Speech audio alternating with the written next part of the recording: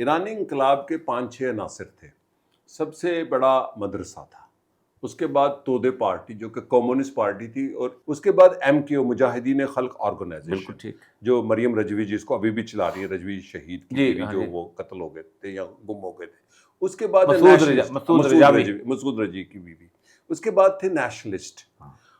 آج مدرسے میں بھی 2 طبقے تھے، ایک آیت اللہ منتظری کا تھا اور طالقانی کا تھا، جو کہ ولایت فقیہ کے حامی نہیں تھے.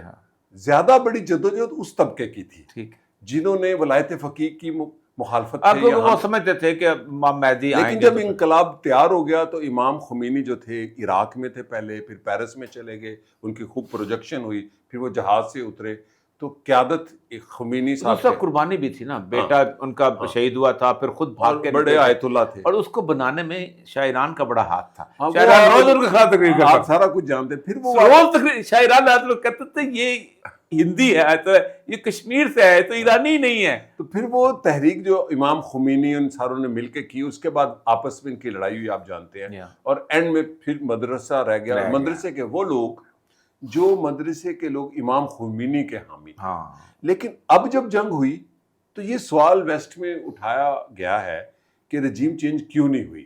میرا خیال ایرانی قوم بحیثیت مجموعی اس جنگ کے خلاف تھی.